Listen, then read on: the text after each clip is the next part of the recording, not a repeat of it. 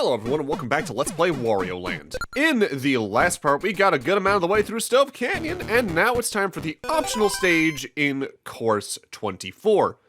This is one of the more unique levels in the game, in that you can actively access the exit of it, if you have the jet hat especially, very quickly. But in order to get the key, in order to get the treasure here near the very start, we need to do a lot of back and forth across doors in this level to hit switches to turn on and off water states to eventually reach the key. That little bit of lava we saw there to the right over that, is where the door is for the exit. So if you wanted to, you can finish this level in like, not even half a minute. But since this is a 100% LP, I'm gonna go all the way around to get all the stuff I need to get done. This general type of level shows up in a lot of platformers from various series, and sometimes they feel really good when they're done right, but when they're done wrong, you definitely feel it because either the pathways take too long to get through or things like that. I think this is ultimately a fine one, but there are times where it can definitely be a little annoying. Especially how tight that particular jump is in order to get back up there.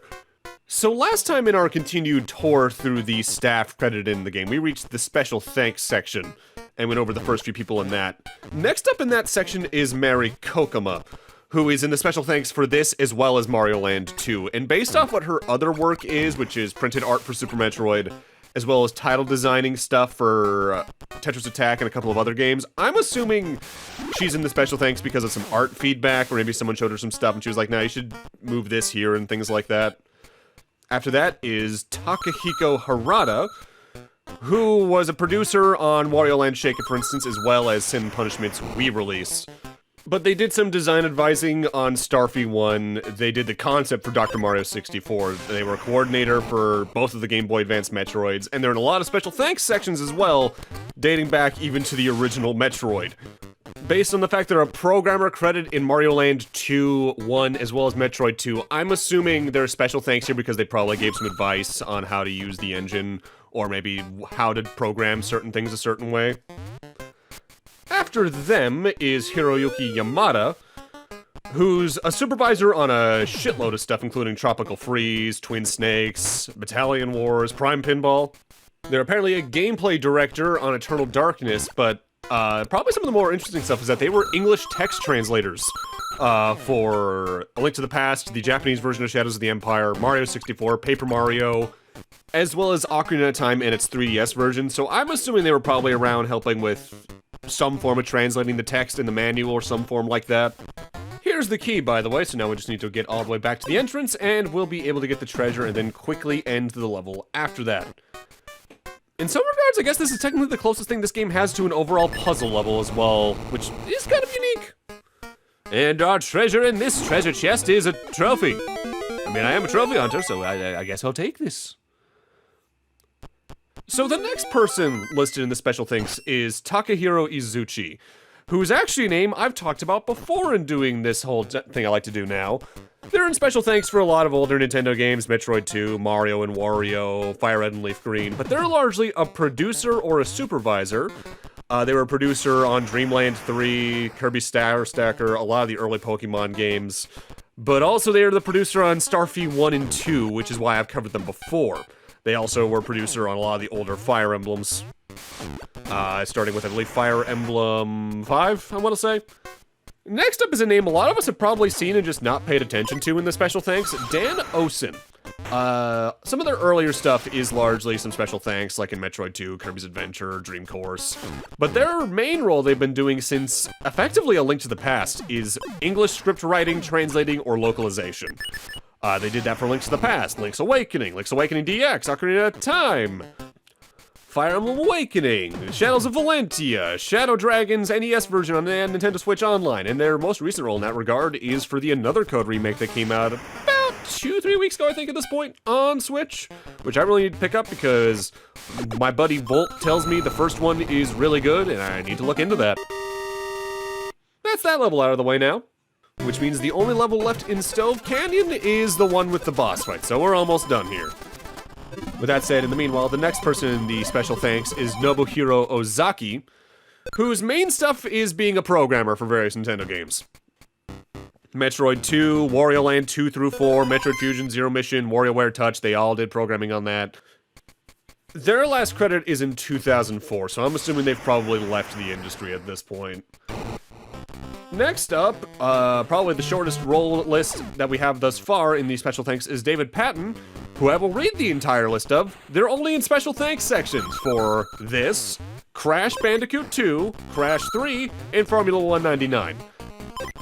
Next up, with a very similarly small amount of roles, is Satoru Shibata. However, Shibata's got a little more going on than Patton did, in that, namely, they were a senior executive at Nintendo for years, to the point where between 2000 and 2018, they were just the outright president of Nintendo of Europe.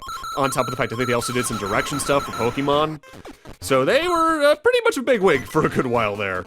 Also, something I actually really like about the final level of Stove Canyon is that it honestly does a pretty good job of combining a lot of what the levels threw at you. A couple of the final levels in the world will do this throughout the game, but I think this one does it the most appropriately with how it uses the level mechanics from prior levels, especially the jumping fireballs. So once again, don't rush in these sections, because you might end up taking a blindsided shot and just lose your power-up, and you don't want to do that. Not that the boss is a big pain here, but it's probably the hardest one we've fought thus far. That's not saying a lot, I understand, but trust me, it is. Alright, boss of Stove Canyon is the Devil's Head. As its name would say, it's a giant angry face that only really has two attacks. It'll dip down to lick a rock. If it licks a rock twice, that rock gets broken, so your platforming is limited. Otherwise, it'll blow a rock out of its nose to try and hit you with it. However, you need to catch that and throw it at the head in order to actually do damage. 3 shots of that, and it's dead. If you're not great with aiming or catching, this fight might go on a little long and become a bit of a threat, but I say it's the hardest boss thus far. I really need to state that really does not mean a lot in this game. And what's neat about how we're wrapping up this particular world is that memory serves, we're getting pretty close to the amount of money we need in order to get the best ending. So we're getting up to a point where I won't need to worry about grabbing every coin along the way. Memory serves, I just need about 1,000 more, and honestly, even if you don't do a lot of gambling, you can probably very easily get that throughout the rest of the game without using the cheat code even. Although that extra 1,000 I just got does help a lot with that. I think I ended up playing that level like 3 or 4 times in order to get that result from the gambling minigame, though. Alright, welcome to my least favorite world in the game, the SS Teacup. I love the look of this place. I especially love the overworld map. I just don't think it's a very interesting world. Like, there's no real standout, pain-in-the-ass mechanics or anything like that. It's just kind of uninteresting, and there's not really a lot that's original to it either. Because all the other worlds usually at least have, like, a unique aesthetic going on, or some unique tile sets. I think basically every tile set in the game is used in this world in a way I just don't find very appealing. And here's me showing off the fact that these birds can get you the coins I was talking about. 30 coins easy every time you do that. You just have to, you know, get the shot in, which can be a little bit hard to do, especially on a first-time run. I want to say your throwing arc can technically be influenced in some ways, like if you're jumping while throwing, running while throwing, and all that jazz, but I just don't like to use it, besides using it to damage boss fights. So there are 2 more people left in the special thanks section of the game. There's Keiko Tamura and Masao Yamamoto. Keiko Tamura, in specific, is another person who's on the localization and translation side largely. Link's Awakening DX, Earthbound, Metal Combat Falcon's Revenge. They're in some older games as well for special thanks, like Crystallis' Game Boy Color port, Wario's Woods, this, Super Punch-Out! They were also a coordinator on Super Mario Bros. Deluxe. Oh, and also now we have giant fruit that try to roll you over. They can be a little bit weird to get around in that if they roll into you, of course, it's damage, but you can just jump on them, so if you just press up and jump at the same time, you can probably ignore any kind of hazard they actually can be. Masao Yamamoto, though, largely is design and special thanks focused. They did some design for Kid Icarus 1, for the Game Boy version of Tetris, Yoshi's Cookie, Panel Dupont. But otherwise, they're listed in special thanks for Fire Emblem on the Game Boy Advance, Fire Emblem previous before that, Dr. Mario 64, Fire Emblem 3, Balloon Kid, Sunset Riders. A lot of special thanks kind of deal. Apparently, his biggest contribution overall behind the scenes is that he was one of the main programmers, if not the main programmer, for a lot of the original Game & Watch handhelds. So his role in the history is a lot more singularly focused, but very important to the history of Nintendo all the same. Now we hit some invisible coin blocks to get up to here in order to find ourselves the key and a switch in order to get ourselves the treasure for this level. That switch in specific turns on and off the water in this room that you needed to reach the key, so now we can actually go back and use this in the door. Honestly, it's one of the more interesting to get keys, all things considered, because sometimes the keys feel either just too long of a trek to bring to the door, or like it's not enough effort, especially in some of the early ones, but that's because they're the early ones. It's around now they start doing some fun things with the keys. Some. Treasure number I is a knife, over halfway done with the treasures. Which tracks, because we're just over the halfway point of the game, numerically levels-wise. In terms of how actually far we are in the game, we're a lot further, because there's only 2 videos left after this. Mind you, a lot of that is because, especially starting, I think, next part, we stopped going for as much money along the way, and I stopped going for the gambling minigame since I already have the amount I need. So that cuts out a surprising amount of the game once you stop doing that. I love the alligator enemies. They're so cute. They actively work like the usual pit trap enemies in Mega Man. When you get too close, they jump up. But they telegraph when they're going to jump up pretty clearly by looking up and then chomping their face. So as long as you're not directly over them, the moment you get too close, you're completely fine. Completely. So now let's start easily the longest section for this game's credits. The testing players, so the quality assurance team. First off, there's Kota Fukui, who is a programmer for the Virtual Boy Wario Land, the original Pokemon games, at least Blue, Red, and Yellow, as well as Wario Land 4 and Metroid Fusion. They were also on QA for Metroid 2, and they're in the special thanks for Zero Mission, probably for similar purposes. But as a little bit of a fun thing for me, they were technical advisor for Kairu no Tameni Kane wa Naru, or for Frog the Bell Tolls, a Japan-only Game Boy game I covered a fan translation of years ago at this point. That was effectively a precursor to the Game Boy Zelda games in terms of their setup, and especially some of the behind-the-scenes engine stuff, I want to say. I recommend looking into that. That's not a very deep game, but it's a very interesting one to approach. Next up, the next game tester is Yuji Horii, not that one, who was testing player for this, a debugger for Metroid 2, and on the Virtual Boy's staff in general for Tellero Boxer, which a lot of these people actively are credited in Tellero Boxer as well. Usually in the special thanks, I want to say, but still it's worth noting that they are, a lot of these people are also credited in that. Next up is Takashi Imoto, who is support for X, testing player for this, Virtual Boy staff for the Tellero Boxer, once again, probably development staff for the console, I would guess at that point. Special thanks to Mario's Tennis, WarioWare Twisted, hardware design, Slide King, Mag Kid, hardware design, special thanks, and Personal Trainer Walking on the DS. After that is Tsutomu Kaneshige, who is a lot more in-depth compared to some of the previous people. Special thanks in Yoshi's Cookie, Fire Emblem 3, Wind Waker, Donkey Kong Country Returns 3DS. Technical support for Pikmin 3. But they're largely in the programming side of things. They programmed, or at least they were an assistant programmer for Mario Land 2, Mario Clash, Virtual Boy Wario Land, Wave Race 64, Pokemon Stadium 1 and 2, the Western Pokemon Stadium 1 and 2, so Pokemon Stadium 2 and 3 overall. But they were also programming for Wii Sports, Wii Fit, Wii Music, Mario Kart 8. Pretty much all over the history of Nintendo at this point, really. Next up is Makoto Kano, who was obviously QA for this. They did some artwork for Pokemon Stadium 2. But largely they did the scenario for Metroid 1, they were main designer for Metroid 2, and they were a producer for Frog the Bell Tolls, Super Metroid, and Mario and Wario, and they obviously supervised for Smash, because largely a lot of these people, if they worked on a series, they were probably, they did some amount of supervising or assisting work for how things should look, or things like that in Smash, just because Sakurai and his team over at Sora really went hard on making sure as much was as correct as it should be for those, no matter which game it was. Next up is Masahiro Kawano, who did some main game design for WarioWare Touch, but was largely on the programming side of things. They were a programmer for the Virtual Boy Wario Land, Mario Kart 64, F-Zero X, Luigi's Mansion, Double Dash, Tetris DS, and a couple of other things. They were also in some special thanks sections. Next up is probably the smallest credit list thus far in Atsushi Marino, who their QA and test playing stuff for this game is their only active credit, at least on Moby Games. And looking around on other sites, I actively can't find anything on them directly, barring a LinkedIn page that might not even actually be the same person. So, on them.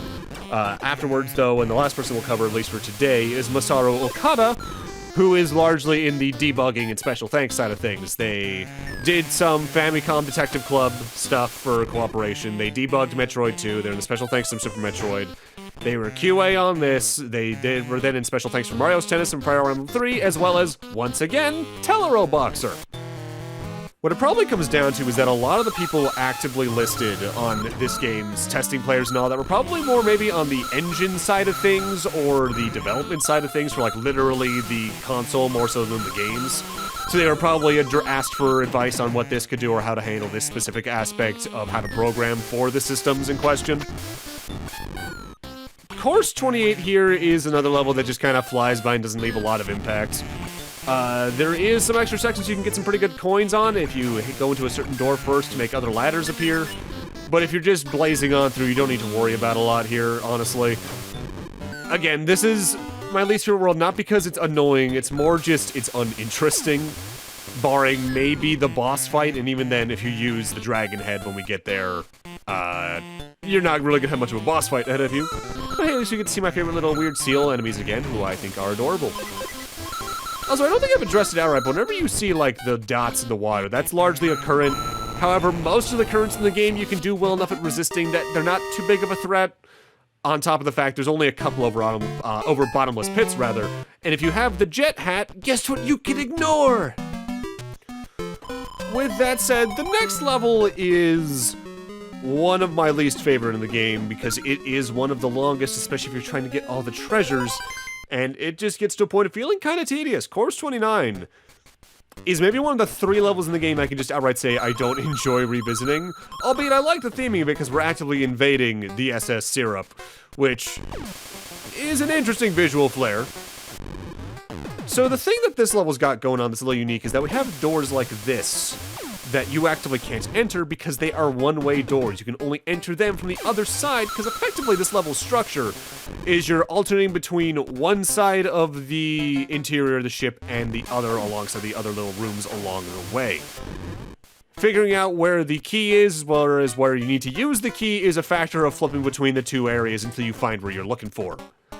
Which on a first run, enjoyable, but on repeated playthroughs this level just feels tediously big compared to a lot of the rest of the game, and that's probably just a factor of the other levels in the game are so generally short and condensed in what they're trying to be that levels like this feel alien compared to the rest of it, because this wouldn't feel too out of place in some other games. I would probably honestly like it depending on what the movement set is.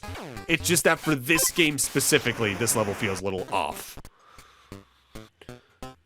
Because nowadays, that's a lot of what I feel is awkward in games when I look at something that feels a little off compared to the rest of the game. Usually it either feels like maybe it was designed at a different point in development where movement or the design mentality is going to be a little different, or largely something that should be considered a difficulty mode instead of a main design decision, which is a topic I'll be bringing up very much in the next LP I do, by the way.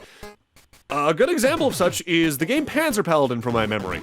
There is one specific level in that game that feels a lot more resource drainy and sparse with its checkpoints, even compared to the later levels that came after it.